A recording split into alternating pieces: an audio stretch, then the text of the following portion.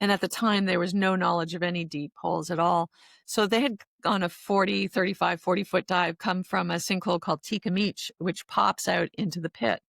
And when they got there, they were like, what? There's no walls or floors or ceiling for reference. My God, this is huge.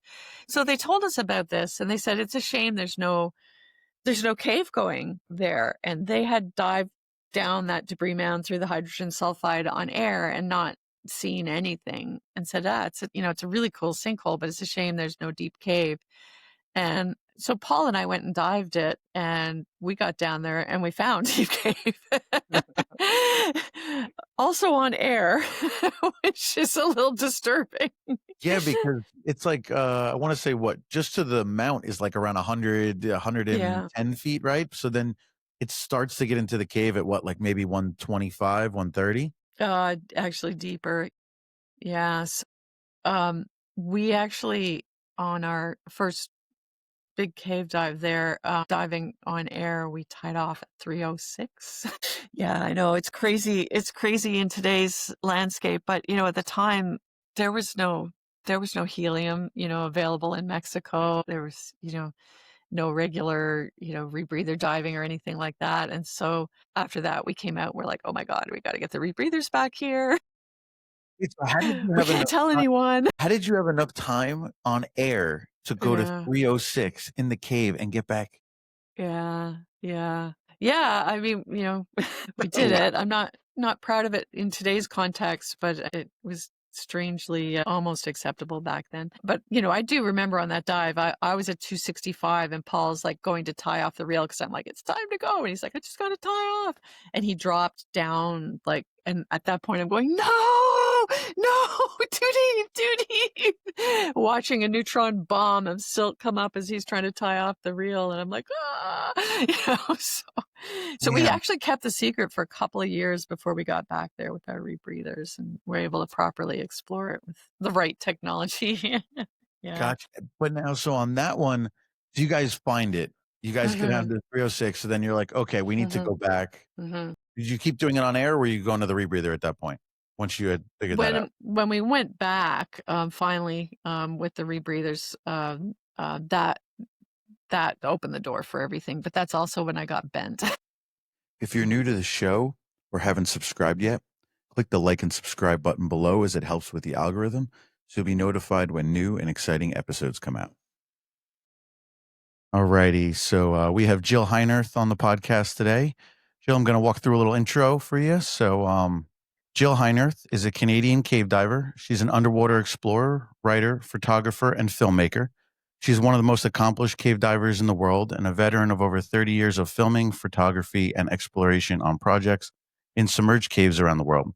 She has made TV series, consulted on movies, written several books, and is a frequent corporate keynote speaker. Jill's the first explorer in residence for the Royal Canadian Geographic Society, a recipient of Canada's prestigious Polar Medal, and a fellow of the International Scuba Divers Hall of Fame. She is the author of the book Into the Planet, My Life as a Cave Diver, and the Essentials of Cave Diving. So I was very excited to have you. So welcome. And I guess tell us a little bit about, like, growing up in Canada. Like, how did you decide that, I want to be a cave diver? Yeah, I mean, I was always a water baby, an outdoor kid. There was nobody in my family that had any diving background, but we all watched Jacques Cousteau on TV on Sunday nights, and so I'm sure that really implanted part of the desire for me. Gotcha. And so, and I think I've seen in stuff, but it seems to be that a lot of scuba divers at one point like looked and saw like the astronauts and everything, and then that kind of was a little bit of an inspiration, I guess. And then for sure took the other route, going underneath instead of above. Yeah. I mean, you think back to my time growing up, and we only had 2 TV stations, right?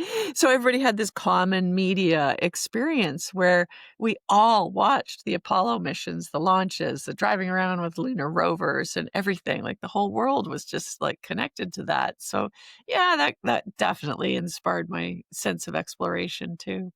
Gotcha. So now where do you start off? I mean, being up in Canada, did you start off up in, like you said, in the Great Lakes? Yeah. I learned to dive at a place called Tobermory, Ontario, which is Canada's shipwreck capital, inland in the Great Lakes, there are just literally thousands, tens of thousands of shipwrecks in the Great Lakes, and there's endless exploration opportunities today.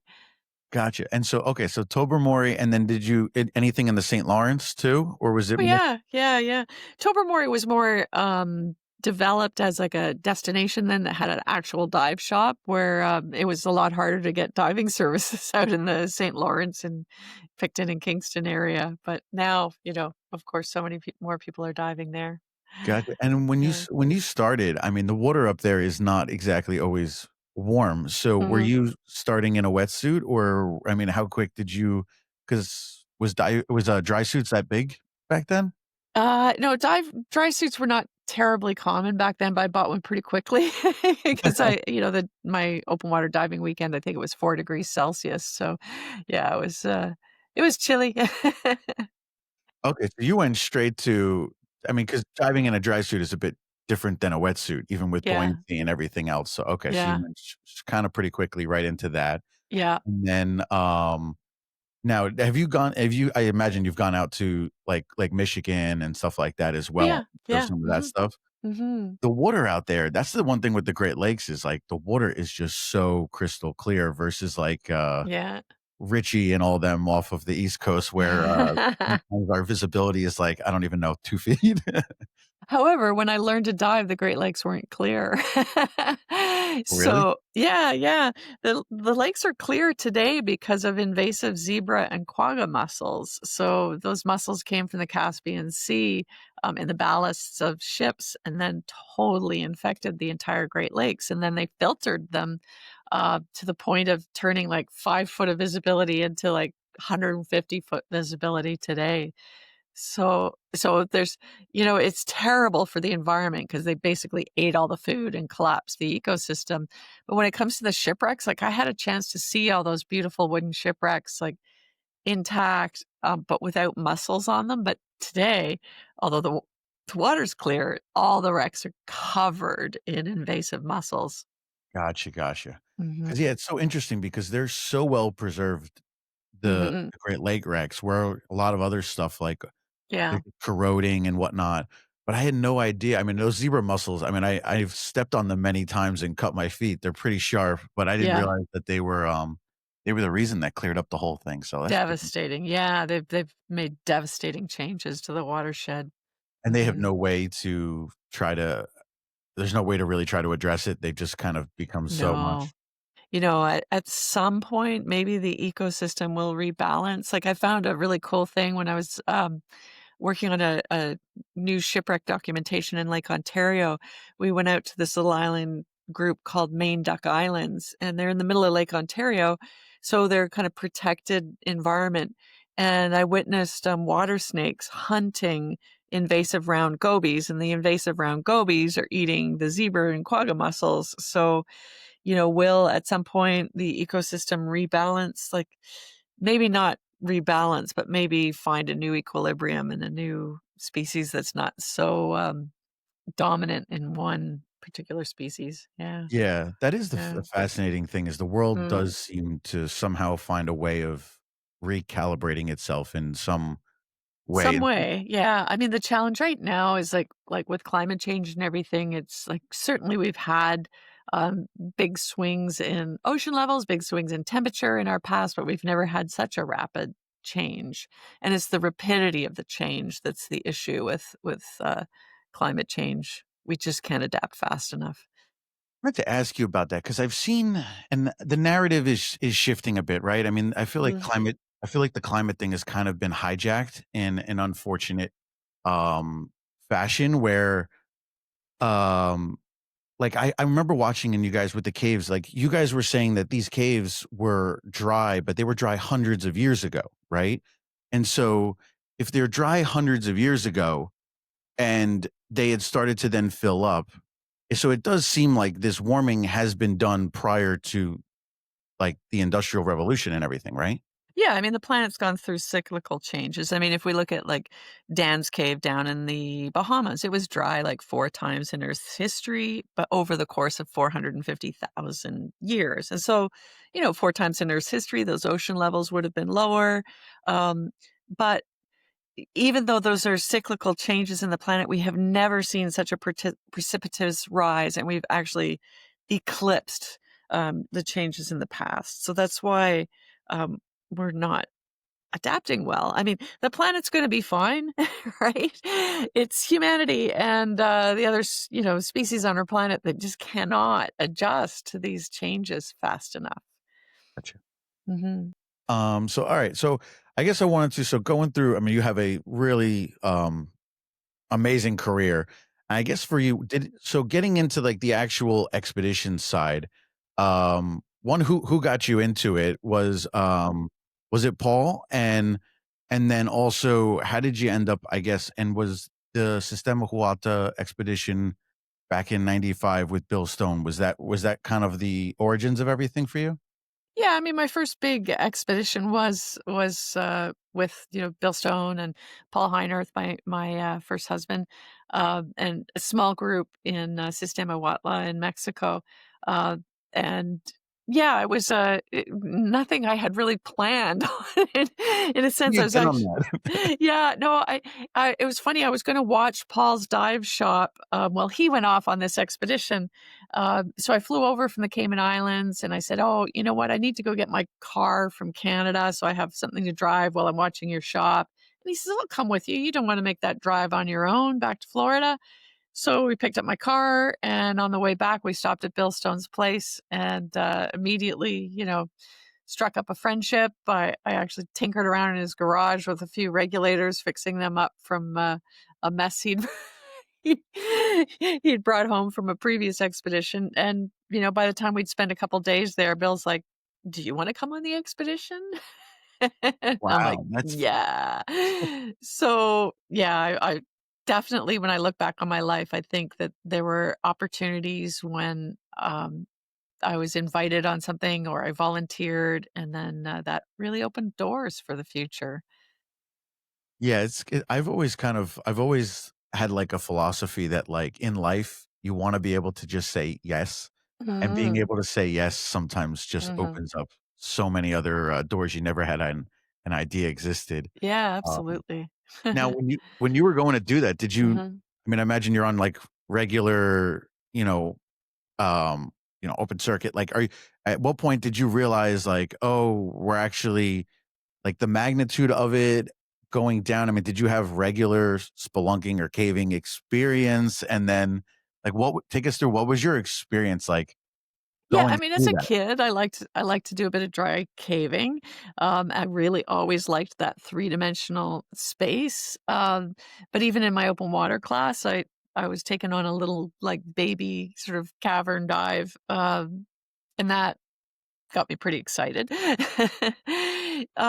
But yeah, by the time we were going to Watla, that was a whole new ball game. I really was just going to go along to volunteer and take care of base camp and do whatever needed to be done and to learn more about cave surveying.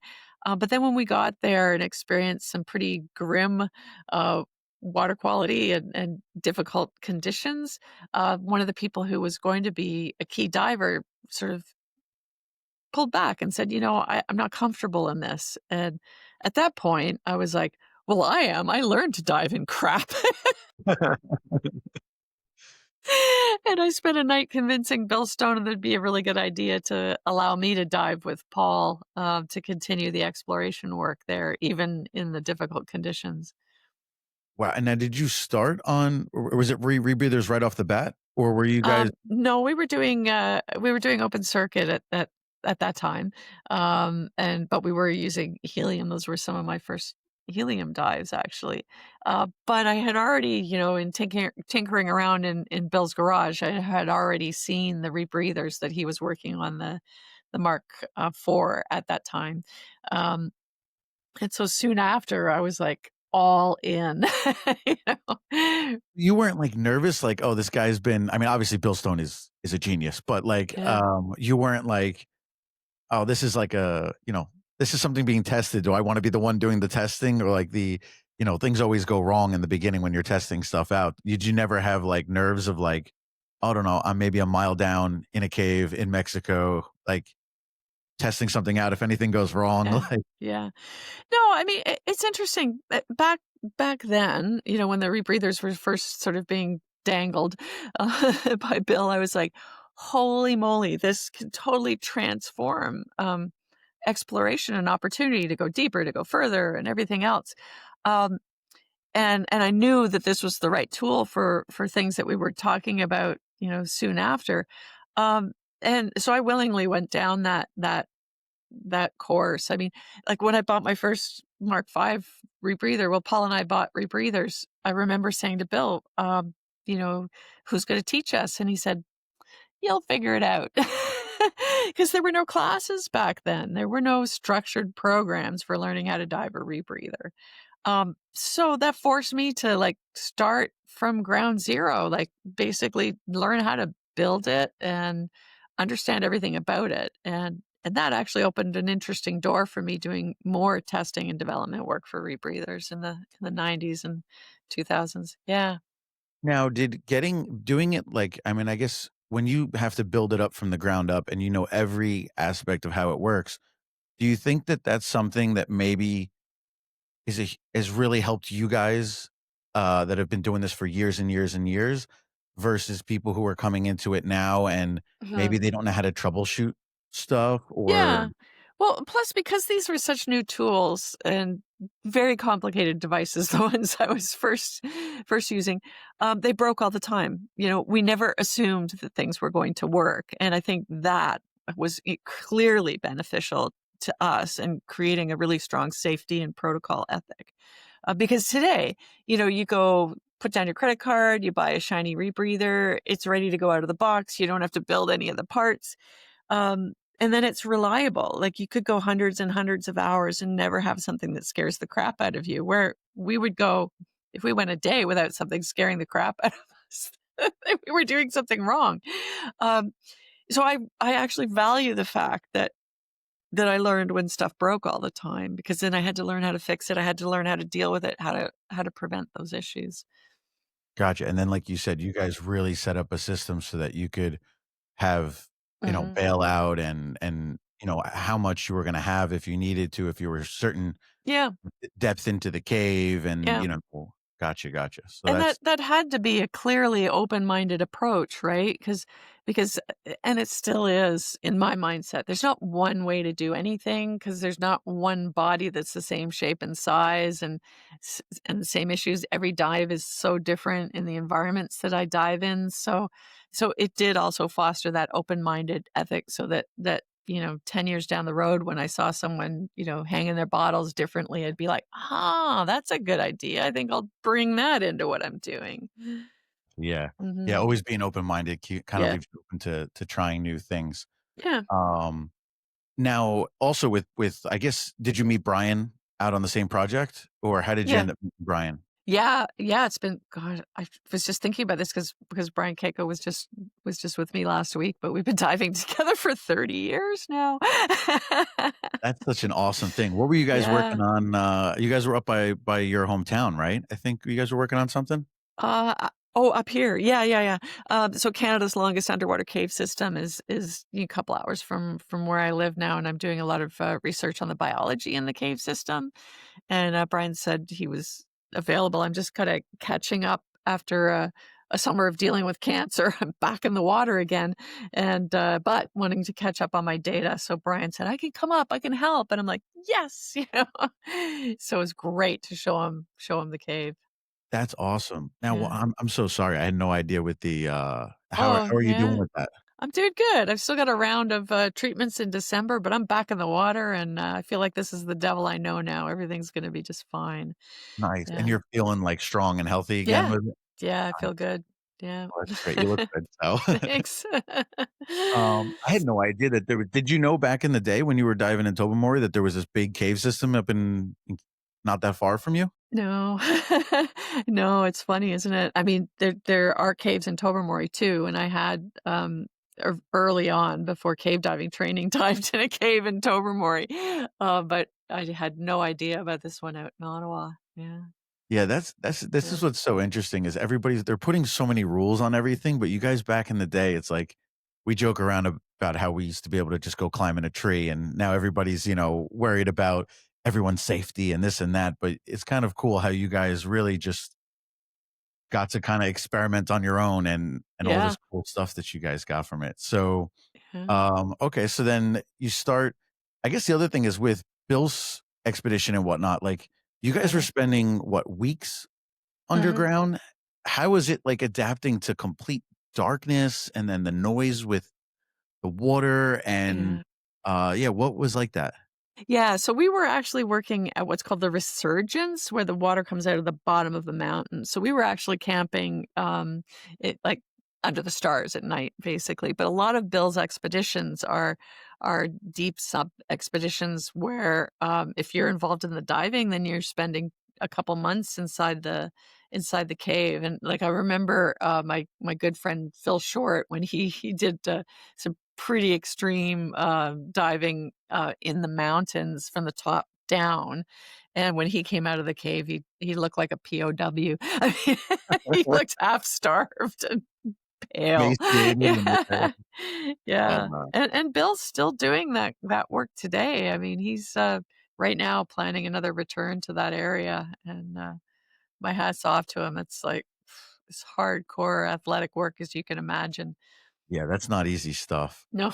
Um, and we'll Yeah. touch into because then I think when we get into Wakulla, he also Uh, some of the stuff you were testing for him too, which mhm. I guess actually we could Yeah. I guess so I guess that transitions in is Mhm. so then you were working with him over in Wakulla Springs, right? And Mhm. what was the expedition that you guys were Yeah. So during the expedition in Huautla, we were sitting around the campfire going, "Man, like, the visibility is so bad at the front of the cave that we were exploring by feel." And I said to him, "How can we map a cave that we can't even see? Like, the difficulty in surveying is really challenging." And he said, "Tenic vision." And I'm like, "What?" And he says, I've actually, started down the road of starting to design this device that can map a cave that you can't see." And he says, "I need 2 years, about a $1.5 million, probably 150 volunteers to pull it off." And I'm like, "I'm in." So that Wakulla expedition actually started around a campfire, years earlier in Huautla. So Paul and I ended up buying some of the first rebreathers, and we also became the home to a set of 6 team rebreathers, so that people from around the world could come and train and prepare to do dives that hadn't been contemplated before on rebreathers, and to create the first three-dimensional map of any subterranean space, dry or wet. And that's what the Wakulla project was. And when I look back on that now, in a way, that was kind of our moonshot. It was a crazy project with some really outrageous ideas that all paid off. And that mapping device that I drove through the cave back in the 90s is now an artificially intelligent, fully robotic, independent mapping device that we can just put in the water. It can find a cave, map a cave, bring it back, and I don't even have to get my feet wet.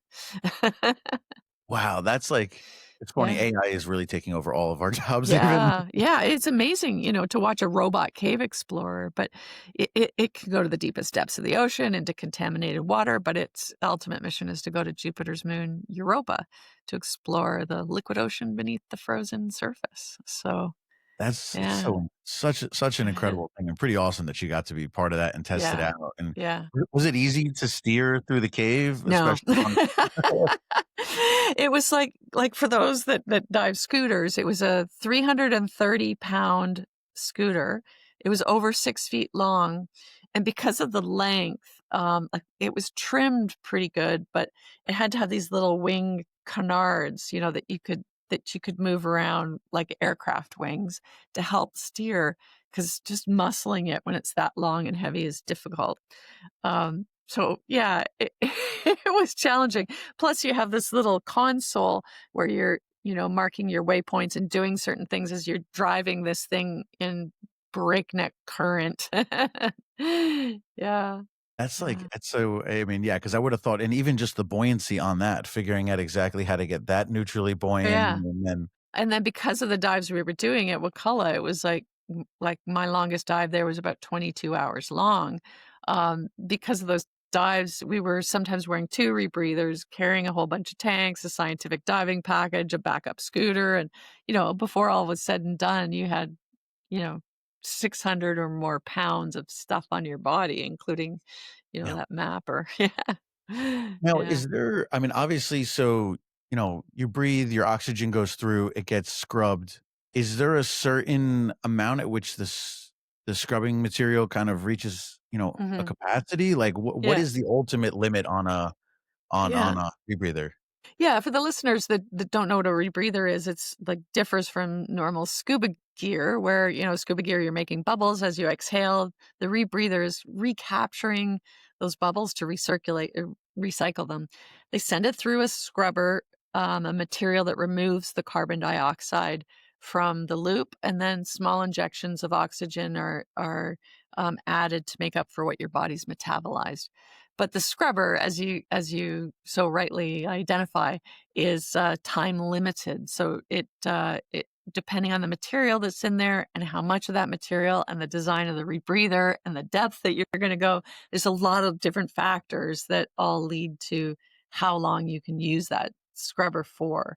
Now, the rebreather that Bill developed was quite revolutionary. Well, I mean, it was new, but even today it would be labeled revolutionary if people were still diving that one, because it had a very special scrubber design, and it could actually take a unconventional scrubber material, unconventional to recreational divers, that would lead to the ability to use it for 24 hours, where most scrubbers are in the 4 to 6 hour range. But the other thing that Bill did is he designed a scrubber that could be fully immersed in water. The chemical materials inside the scrubber are volatile when they get wet, and so this particular one had a hydrophobic membrane that would keep it dry as well. So that even meant that we could potentially change a scrubber underwater if we needed to. Wow. That's Yeah. so then arguably, if you can just keep changing the scrubber underwater, you could arguably just keep as long as the amount of scrubbers you have down there, you could just keep going, Yeah. right? Well, and that's an interesting point because at some point your body reaches equilibrium with the nitrogen and the helium that you're not metabolizing, like it can't take any more gas, and so you're at saturation level, meaning that if you stay down longer, you're not going to net any more decompression time. It's just going to stay the same, and that actually happened to us when we were reaching some of our longer dives. We sort of had reached that saturation point.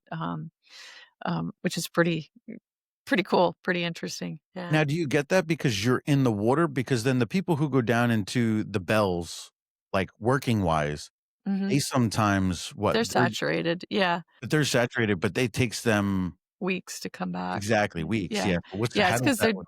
they're diving deeper. Yeah, yeah. Okay, So, I gotcha. mean, our decompressions, I think there were people on our team that did decompressions as long as 20 hours. My longest deco time was, I think, 17 hours. Yeah, What do you do to yeah. keep yourself entertained? I know you have games on your Shearwater or something, or what do you Yeah, yeah. No, Shearwater didn't even exist then. Oh, yeah, yeah, what were you guys doing there for yeah. 17 hours? They I Yeah, the first thing I would do is, I mean, the deep stops are, like, faster, right? Like, you're starting your decompression about 260 feet deep, but they're short stops. They just get longer and longer as they get shallower, and so that's when it gets really boring. The safety divers would come down and, play tic-tac-toe. I would keep, writing notes of things that I observed during the dive or, going through my surveys and things. I'd read books underwater. Yeah, So you yeah. actually brought down Yeah.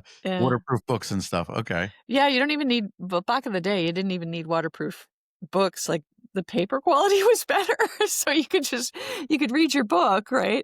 Bring it out of the water, and it would dry in a big clump of, like, pages and stuff, but you take it back underwater again, and you could pick up where Wow. you left off. Okay. No, now when did they start incorporating the bells so that, like, you could actually go up Mhm. into a dry bell and Yeah, then eat lunch? yeah.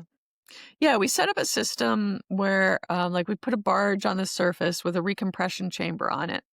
And then we thought, okay, if we could just get people into the recompression chamber safely, then it would be much better than decompressing underwater, where if anything goes wrong, you're going to drown. So what we did is we rented a transfer capsule from the Gulf of Mexico oil industry, and we Bill designed and built a whole hoist to go on the barge. So literally, once we got to about like 120 feet in our decompression profile, we could swim into the bottom of this bell, and there was just enough room for two divers, you know. So we pull ourselves up into the bell, close the door, pressurize it at that depth. So you're literally packaged at 120 feet. Gotcha. Then it gets hoisted to the surface and locked in horizontally to the recompression chamber, and the door like is sealed basically so that you have a double lock. So then we would be able to move from that cramped little wet transfer capsule into a dry recompression chamber to finish our deco. So we might do like 12 hours or 10 hours in a dry chamber where you could eat and talk and rest. So they're Yeah. basically like he took a recompression chamber and just put it down 120 feet, so to speak, so that you could basically be recompressing, but just in a dry environment, and he did it with, like, an airlock kinda deal? Well, yeah, the recompression chamber stayed on the surface. Just the transfer capsule went down to depth to pick us up like an elevator and then locked us in. And we would move across, crawl into the recompression chamber. Yeah. Wow, okay, Yeah, alright, gotcha, gotcha, yeah. okay, Yeah, so it's I mean, imagine all of that infrastructure, right? Like, we raised all the money for that ourselves. All the people on the project were volunteers, including, like, chamber operation and everything, so we had to learn how to do everything. Like, Bill had to design the hoist system, how the whole barge would put together, and we had to develop all those protocols too. wow. Yeah. Yeah, I mean, he really is a genius, it's pretty incredible. Absolutely. Well, and Absolutely. then so that ties into so okay, so then you went down and you were diving in the pit, which, Mhm. I've dove up to the point at which basically you have, like, the hydrogen sulfide cloud kinda coming up and you have the rock. Yeah. Then I had no idea even when I dove it, that it keeps going down around that, like, little mount, Yeah, yeah, a and that's long way. where a long way, yeah. So, I guess if you don't Yeah, mind telling us a little bit about, that yeah, expedition and then obviously mhm, what happened, which I think, mhm. towards the end of it. Yeah. No, my interest in the pit came when, like, my friend Kay Walton and Dan Linz had found the pit, and they found it on a shallow dive because most of the caves in Mexico, in the Yucatan are shallow, right? And at the time, there was no knowledge of any deep holes at all. So they had on a 40, 35, 40-foot dive come from a sinkhole called Decompression, which pops out into the pit. And when they got there, they were like, "What? There's no walls or floors or ceiling for reference. My God, this is huge." So they told us about this, and they said it's a shame there's no cave going there. And they had dived down that debris mound through the hydrogen sulfide on air and not seen anything, and said, it's a really cool sinkhole, but it's a shame there's no deep cave." And so Paul and I went and dived it, and we got down there and we found Deep Cave. Also on air, which is a little disturbing. Yeah, because it's like, I wanna say what, just to the mount is like around 100, Yeah. 110 feet, right? So then it starts to get into the cave at what, like maybe 125, 130? Actually deeper. Yeah, yeah. So, we actually on our first big cave dive there, diving on air, we tied off at 306. Yeah, I know, it's crazy. It's crazy in today's landscape, but, at the time, there was no there was no helium, available in Mexico. There was, no regular, rebreather diving or anything like that, and so, um, after that, we came out, we're like, "Oh my god, we gotta get the rebreathers back here." Wait, so how did you We have can't enough tell time anyone. Yeah, how did you have enough time on air to go to yeah, 306 in the cave and get back? How did yeah, yeah. Yeah, I mean, we did it. wow. I'm not proud of it in today's context, but it was strangely almost acceptable back then. But, I do remember on that dive, I was at 265 and Paul's like going to tie off the reel because I'm like, it's time to go. And he's like, I just got to tie off.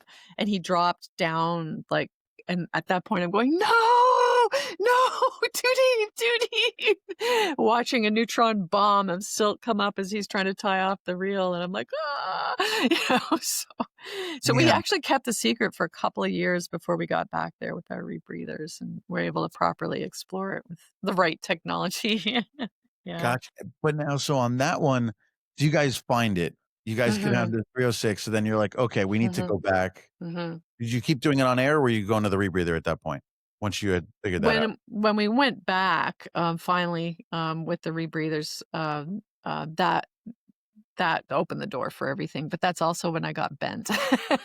So, That's what I was gonna yeah, say, yeah, and with you getting yeah. bent also brings up a question that I think Uh-huh, I've had that I don't know if is and tell us about how your experience with getting bent, but uh-huh, also you went back to do an, uh, like, going back underwater to, put yourself back. Usually, I mean, I think mhm, there's like a controversy now that kinda says whether or not you should basically go mhm. back in the water to get. Yeah, it's called in-water recompression. So I had always planned on the project that if something happened to one of us, that we would do in-water recompression. And the reason was because it was so remote in the jungle back then. You couldn't just drive there. You had to hike through the bush with machetes. So I knew that if someone needed treatment, we'd have to do it in place. And there's protocols for those from commercial diving, and now there are protocols in technical diving for how to conduct safe in-water recompression. So if you can't get to a chamber, and somebody needs treatment, it's totally viable way to go if the person is well enough and you have the right gear to protect them and keep them safe. So in-water recompression is becoming a more important part of technical diving education when people are on remote expeditions and things. Yeah. Gotcha. Why did it start to come up in the thing? Like, why was it, I mean, it makes complete and logical sense, right? I mean, Uh-huh. but why did it kind of become, controversial that they were like, "No, you don't wanna go back in?" Is it just because was there incidences with people who were I maybe mean, not entirely with it, or? Mm. It's all about risk. I mean, obviously, you can't take a really sick person back underwater safely. Like, you would certainly want to have a whole full face mask because you're taking them underwater to far exceed oxygen toxicity levels. So there's, a likelihood that they could have a seizure underwater. So you need to protect them from drowning. So if someone's getting back in the water for in-water recompression without a plan, without the right gear, then yeah, that's definitely questionable in terms of safety. And if you're in reasonable range of a recompression chamber, do that. Yeah, that's the You better do it dry. I know it's expensive, but but but it's do worth it it. dry and safe. Yeah. So there are always risks, and the question is an average technical diver um, prepared enough to assess the risks and make the right choice for someone? Because when you're bent yourself, you can't make the right choices for yourself. You really need an advocate to help support you and make the right choices. Yeah. Well, and so how did you go about with Uh-huh. your decision with it? And I Uh-huh. mean, and for you, how did you do something different that day, or was this kind of where the bends can, and I talked about this with Richie, is Yeah. you could do Anyone. you could, and it could be the same thing. You could do the same Yeah. profile, have nothing different, Yep. whatever, but like something physiologically was Mhm. different about you that day. Is that kind of what happened to you? Yeah, plus, 1 out of 3 people has some degree of a PFO, a patent foramen ovale, a small, opening, in between the sides of their heart that didn't heal after they were born, because 'cause we're all born with the PFO, and that makes you, much more susceptible to getting bent. So 1 in 3 people are, walking around with a susceptibility that they don't even know they have. So yeah, I mean, diving is a crapshoot. Tech diving is a bigger crapshoot, and then if you're diving around 400 feet deep, then it's a total crapshoot. And if you're a woman, the statistics, the all the tables were really built with men. So who knows? Yeah. Gotcha. And so how did you? did you just start getting major pains in your joints? What was it that you were like, "Oh boy," like, "Oh shit," like Yeah. really, Yeah. No, I was underwater about 60 feet on deco when I suddenly felt this weird niggling in my thighs, like this crawling sensation. And I actually truly thought there were bugs inside my dry suit at first. And then I thought, oh, crap. And I thought, I'm bent, and the pictures started to come together in my mind. And I thought, oh no, So yeah, I felt it underwater, an impending feeling of doom. I know that sounds weird, but if anyone's been bent, they know that feeling. um, yeah, so I stayed underwater extra. I, hung out to lengthen my deco. I got out of the water carefully, and I thought that I was symptom free when I got out of the water, but when I climbed this ladder out of the cenote and put in that physical effort, and interestingly enough, when you do that sort of like, bearing down strength, carrying weight bearing exercise, that's exactly the motion that could send bubbles through a PFO if you have one, like climbing a ladder back onto a boat, crawling out of the water with, stage bottles on, that kind of a thing. So that grunting will potentially force gases across the septum and cause DCS. So is that what happened to me? I don't know if I have a PFO even to this day. But once I got out of the water, then I started to feel quite ill, and I started to get this bruising mottled rash on my biceps and thighs, and all I could do was lay down and breathe like a rich oxygen mix. But it was the next day that I decided to get back in the water on Pure O2 down to 40 feet to do a commercial diving in water recompression schedule to improve my situation. now, and you said so 40 feet on Pure O2? Because again, I mean, you guys change all the numbers from what we're ever told because Yeah, we're you told don't go below 20 on Pure O2. correct. Yeah, so at 20 feet, you're at 1.6 PO2 on pure O2. If you go to a recompression chamber, they'll put you at 60 feet on O2, but you're dry, right? So if you have a seizure, then you're not gonna drown. You're just gonna have a seizure in a chamber. If so, that's why we cut off at 1.6 or 20 feet, 6 meters, oxygen exposure for divers. But an in-water recompression treatment suggests going a little bit deeper to get more oxygen into the tissues and help flush out the body, but it should be done with a full face mask. I didn't have a full face mask on that trip, but I decided to take my chances. Yeah. Gotcha, and Mhm. was it, you think you said you were Paul, was he, like, at least there to just keep the reg in your mouth? Because that was also I had no idea, and Richie was telling me is you're not gonna most people, you're not necessarily gonna die on the Pure O2 or No, oxygen toxicity poisoning. It's that you're gonna you're gonna black seize out, and have drown. you Yeah. when you Yeah. spit the reg out is when you're gonna drown kinda deal, yeah. Right, and yeah, that's always what happens with people that seize underwater. They lose the regulator and drown. Yeah, yeah, Gotcha, so you would yeah, need a buddy to just keep that thing in your mouth, yeah, if God yeah. forbid that happened. Gotcha. Yeah, that's why full face mask is really great, but that's also why, a lot of rebreather divers wear gag straps, like a strap that physically holds the mouthpiece in their mouth. If they seize, then they're not gonna drown. Gotcha, gotcha. Mhm, Yeah, it's quite interesting. mhm, I was in California, and there was a girl who she went down and she blacked out, mm. down at, like, 50, 60 feet. I think it was the cold or whatever.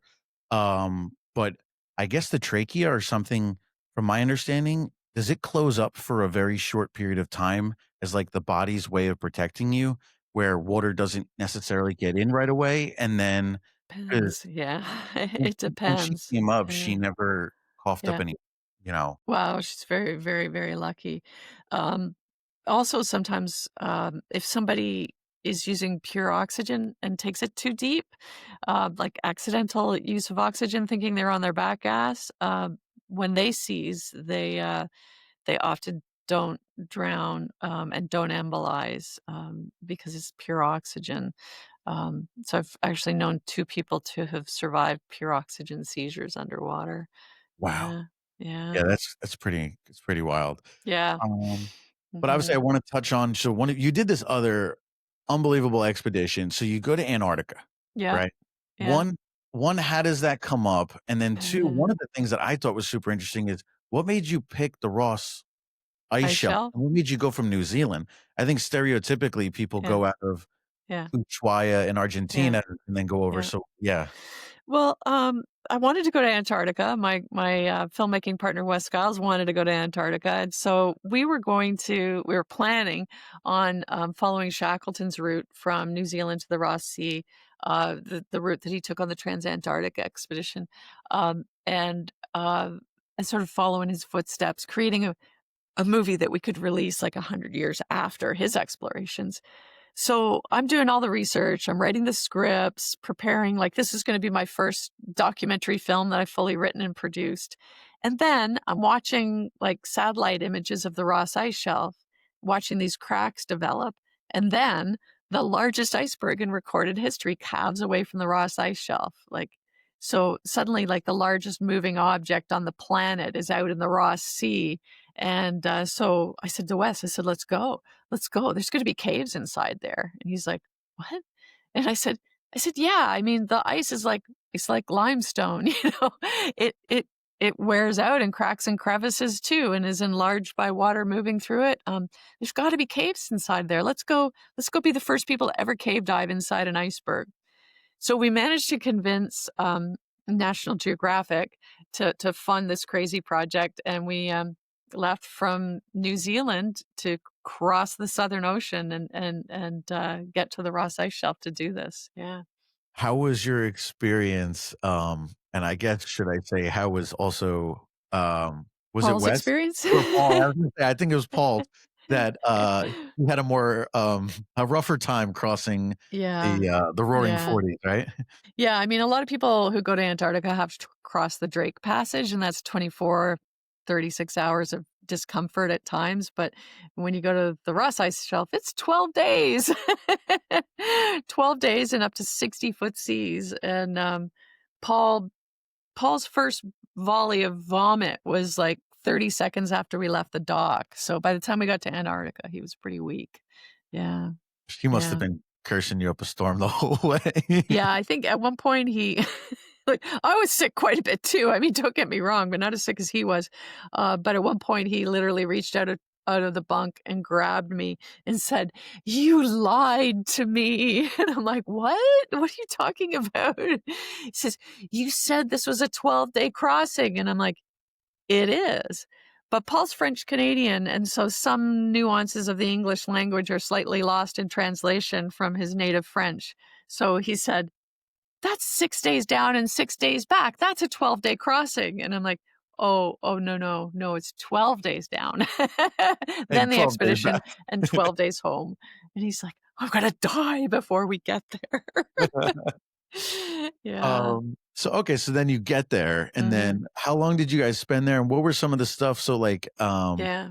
I mean, icebergs are moving. Like, did you Yeah. guys? What was your guys' logic and thoughts on once you got there? Well, I mean, there's no handbook for something that hasn't been done before. So we were kind of rewriting the rules every day. I mean, pressing the boat through pack ice to even get there, getting stuck in the pack ice, like getting the boat frozen over with rime ice so bad that we had to beat it off with hammers and baseball bats, like all of that, right? Were you worried you were going to become Shackleton as well with the? Yeah, yeah. I mean, when we were stuck in the ice, I kind of had my moment of thinking, it's a nice sunny day today. However, when the darkness descends in the Antarctic winter it's- Could not be so fun. I don't know if I and want to be. crushes our ship. Yeah. You're like, I oh, these mean, are beautiful seals, and then now you're going to have to use them to survive. yeah. There's nobody coming to rescue you, and we'd actually received a letter from the American Coast Guard saying, "We don't approve of what you're doing." And it was basically based on the fact that I, decided we were going to use rebreathers for the project. And they did not have, a line for use of rebreathers in Antarctica, so that we didn't even get a permit from the National Science Foundation in America. We had to get our Antarctic permit from New Zealand, and New Zealand said, "Rebreathers? Yeah, what are those? Go for it." Yeah, no problem. But because of our use of rebreathers, the Americans actually sent us a letter saying, if something happens to you, we're not coming. I'm like, okay, fair But why enough. why did Good they to have know. such an aversion to the rebreathers, given the fact that, like, I think Bill I mean, he worked with the military, I think, on this stuff too, so, like, wouldn't they have had of all people, I would have thought they would have had trust knowing that, Yeah. it wasn't I mean It wasn't part of their science program, so, I mean, the National Science Foundation, they'll take years to develop the safety guidelines and the protocols and everything for use of any new equipment, but especially for life support equipment, and they just hadn't gone through that process yet. So, they're like bureaucracy was behind, okay, gotcha. plus, at that point, we're talking 25 years ago, so rebreathers were pretty new, and also there were a lot of people dying on rebreathers. So, um, you know, th they had a very valid safety concern, but we had developed the protocols that we felt were right for the job, and we're ready to do it. Yeah. Gotcha. And the dives that I did, I wouldn't have survived on open circuit, and I knew the dives that I wanted to do, just weren't safe to do on open circuit. Yeah. Yeah, I mean, Mhm. that's the thing with the rebreathers is, I mean, it gives such a level of safety given the fact that time doesn't really become the issue so much anymore. It's And just in cold water, I mean, you've gotta prevent freeze-ups, and freeze-ups are very common on open circuit and especially in a high workload environment, and we knew we were gonna have all of those things, like water that's minus 2.8, so sub-zero, um, high flow, conditions, difficult, and we wanted the range too, that time buffer, which we ended up needing in order to get out of an iceberg. Yeah. yeah, well, so tell us, so how close Mhm. was that call? And I mean, Mhm. what was that like for you? Yeah, so we have one dive, where, the currents flipped on us unexpectedly, and we're racing, and at the same time, I've got a hole in my glove. My hand's getting cold, and our dive plan was a one-hour dive, but we got stuck in the iceberg, and that dive turned into a three-hour literal fight for our lives to get out of the iceberg and fight that flow. 'Cause, you know, when the tide changes, like, by the time the tide changes, I think I would have been a popsicle, so so Yeah, we had to get out against the flow. Yeah. gotcha. Now, did you Mhm. guys ever think about running line? Now, I know this is gonna sound okay, because I was gonna say this sounds crazy 'cause the one I could think of is when you people do ice diving and they cut a hole, they have to run a line Yeah, we run a line. and Yeah, okay, gotcha, yeah. But a cave line is not enough to pull yourself out of the cave. Like, when you're tethered to the surface for ice dives, it's usually on a quarter-inch rope, and you have a tender topside who can pull you out. But when you're cave diving inside an iceberg, that's not feasible. Yeah, yeah, gotcha, gotcha. yeah. And the currents are like, I mean, they what, 2 knot currents or like they're ripping? Yeah, I mean, the problem is they're unpredictable. You can't just look up a tide chart. You don't know what to expect. I mean, we were on a full moon tide cycle, but, until it happened, we didn't know. Just like, in Antarctica, you get some pretty crazy vertical currents too, because any ice that's not moored to the bottom is bouncing up and down, and so it's creating its own localized surge that can suddenly, take you on an elevator down. But even just in the mixing temperatures of water, the vertical currents are pretty extreme. Gotcha, gotcha. Yeah. Yeah, I mean, that's Antarctica is just like it's pretty crazy, and, Mm. now did you guys obviously penguins, what was the main thing you guys were studying there? Well, we mainly wanted to go to document the cave that was just a hypothesis, right? But we did have some other scientists on board, so we had a cetacean specialist that did find a new species of a new subspecies of killer whale, and then we were also working on jellyfish on that project as well. Yeah, yeah. Nice. Mhm. Alright, so I have a couple questions. So one, I mean, Uh-huh. I guess you have a future what are some future projects you guys are working on? So obviously Uh-huh. you were just working on we were talking about, a project up in Canada.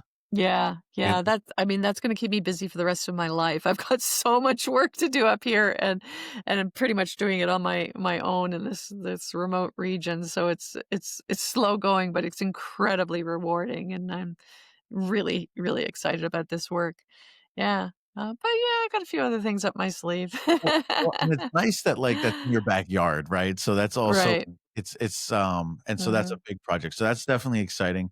Now, if Yeah. I'm not mistaken, do you have a project to the Galapagos coming up or I am, yeah, I'm leading a couple trips to the Galapagos, one with open circuit, one with closed circuit, because I'm really excited about that. It's a place I've wanted to go my whole life, so wait, have you never been? no, this will be my Oh first, my gosh. yeah, I'm We, so excited. Yeah. we've been down I mean, it is out of this world. Like, Yeah. Galapagos is incredible. Do you know, are you gonna be focused on Isabella? Are you focused on which of the islands, I think we're gonna move around quite a bit. Yeah. So, yeah, we're yeah, boat based. So, yeah, yeah, and yeah. is that all cave related?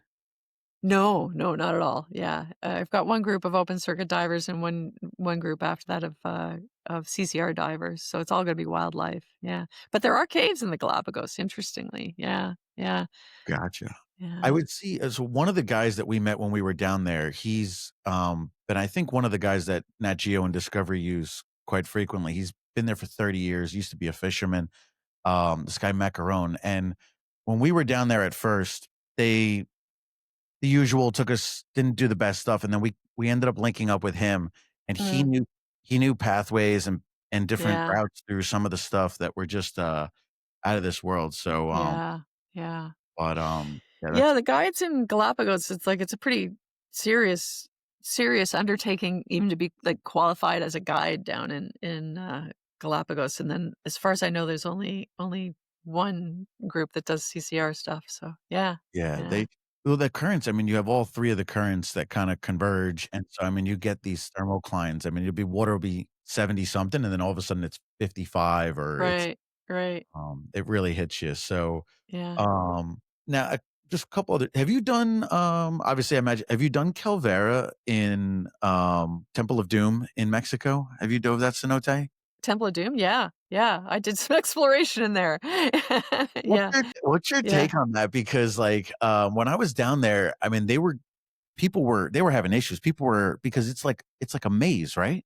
mhm, yeah, um when I first started diving there, it's kind of interesting. It didn't have any infrastructure around it. In fact, the first time I went there, we had to climb down the tree roots to get into the big entry sinkhole 'Cause there kind of wasn't a thing. ladder, right? I mean, otherwise everybody No. jumps in from the top, but then they use a Yeah. ladder to get out. You guys were using tree roots? Okay. Yeah, yeah. And then when they did build a ladder, it's like, "Oh my god, like, what do they think we have, like, giant, like, giant legs to get Yeah. the distance up this ladder with all our gear on and everything?" Um, but yeah, there was a terrible one of the worst caving, accidents there when a dive master, I hope I've got my facts right because it was so long ago, but a dive master from Cancun brought a group around and took them on a cave dive and wasn't a cave, guide or anything like that. None of the customers were, and there was multiple fatalities, including one in the Madonna Passage, when someone, broke away from the group just trying to find a way out before they ran out of gas, and there was I'll never forget this vision of a body print in the silt in the Madonna Passage, just going, "Holy shit, this is where the person just gave it up and laid down to die," and that left just an indelible, imprint in my brain. Yeah, Oof.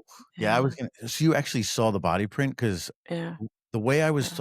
I was there I was diving there, like, I think it happened 3 days before or, I was diving there, and they Mhm, had said that it was a UK girl who was, like, she wasn't cave certified, but I think she was guiding, and she took these people that were supposed to just be doing a cavern mhm, dive, and then she took them into the cave and then off the line, and then she lost them, came back out and started, screaming, I lost them," and mm. at that point, like, yeah, it's So that's probably another one, I hate to say it, yeah, because the one that I'm thinking about was a male, dive guide, and he ended up losing his wife in that too. So, Jesus. Yeah, yeah, so that more was than one. everybody talked about that one cenote as being, like, the cenote that got so many people lost when it went to the jumps. Yeah, but of course, if you're doing a cavern dive, you should You shouldn't never be. see a jump. No. Oh god, Oh, yeah, terrible, yeah. mhm, Well, I just wanted to, yeah, I mean, and I guess, the one was with Wes. yeah, It such a sad, terrible I mean, the guy was an mm, absolute legend as well. mhm, mhm, Was that I wanted to really ask you, was that due to opioids? Because, or what was the cause of that? Because, yeah, I yeah. mean, it was in, like, regular it wasn't even in a cave, right? No, yeah, so, yeah, I worked with Wes for, like, 15 years. He was my best friend, my colleague, but, yeah, he was off on a dive off Florida's West Coast, doing some work for a TV show, for Nat Geo, and, he was also using a rebreather that he was not trained on. He didn't have much rebreather time at all in his entire life, but he certainly wasn't even trained on this one, and, yeah, he had a toxicology that was off the charts. He had, legitimate injuries and pain issues that got out of his control, I guess, and yeah.